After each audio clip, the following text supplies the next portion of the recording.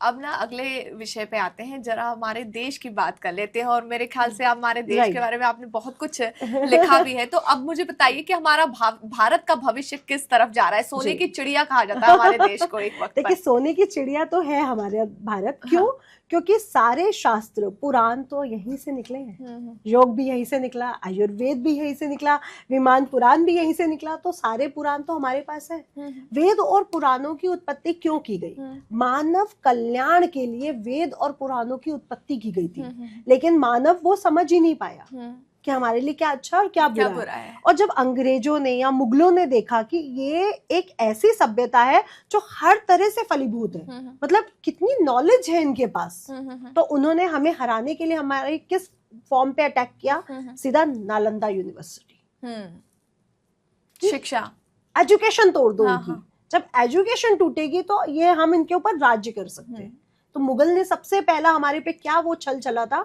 हमारी एजुकेशन पे घात, शिक्षा खत्म कर, क्योंकि उन्होंने इतनी एजुकेशन कहीं देखी ही नहीं। जबकि पता है, मैंने नालंदा यूनिवर्सिटी के बारे में पढ़ा था कि जब नालंदा यूनिवर्सिटी को जलाया गया था तो वहां पर 9 मंजिला किताबें रखी गई थी, और जब वो जली तो वो 3 महीने तक जलती रही। और आपको पता है कि बहुत से जो साधु संतों के शिष्य थे वो कई किताबें लेके भागे भी, ऐसा नहीं है। जो जापान की आज जहाँ एस्ट्रोलॉजी है या वहां पे जो योग, जो युद्ध विद्या सिखाई गई है, वो यहीं से गई हुई है। अच्छा। जो चाइना में गई है वो यहीं से।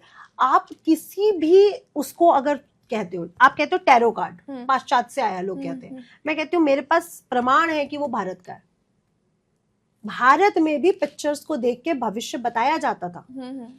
आप साउथ इंडिया जाओ, वहां पे आपको भगवानों की फोटोज, वो तोता होगा, वो एक फोटो उठा के आएगा और वो फोटो देख के बताएगा कि आपका भविष्य में क्या होने वाला है। इट मीन्स टैरो कार्ड जो आज पाश्चात्य से कार्ड बन के आया, 72 कार्ड्स का डेक, वो हमारे भारत संस्कृति में था। अच्छा। आप जानते हो कोड़ियों से भविष्य बताया जाता है। हाँ। है ना? साउथ इंडिया में आज भी आप जाओ, ऐसी बहुत सी बुढ़ी और बुढ़े जेंट्स और लेडीज बैठे हैं जो कोड़ियों से आपके भविष्य को बताते हैं। तो ये हर टेक्निक हमारे भारत में थी, कहीं से कुछ आया नहीं है। लोगों को बड़ा खुशी होती है टैरो कार्ड्स में, कहते हो ये तो हमारे से ही है, हमारा ही है। लोगों ने पहले बोला योग करो, कोई नहीं सुनता था। ठीक है, जैसे ही बाहर हिट हुआ योग, वैसे सब अब योग करो, अब मेडिटेशन, सुबह उठ के हमें हंसना है, सुबह उठ के हमें अनुलोम विलोम करना, सब शुरू हो गया। पहले हम लोग कहते थे एलोपैथिक मत लो, आयुर्वेदिक लो, ये खाओ, वो पियो। आज फ्रिज की जरूरत क्या भारत में है? नहीं है। अच्छा। क्योंकि हमारे पास कितना धन धान्य है, हर चीज तो हमें फ्रेश मिल सकती है, आलू भी, प्याज भी, हर चीज। हमारे पास सब्जी मंडियां हैं, क्या हमें फ्रिज की जरूरत है? नहीं है। वहां थी फ्रिज की जरूरत, क्योंकि वहां पे कुछ भी था ही नहीं फ्रेश।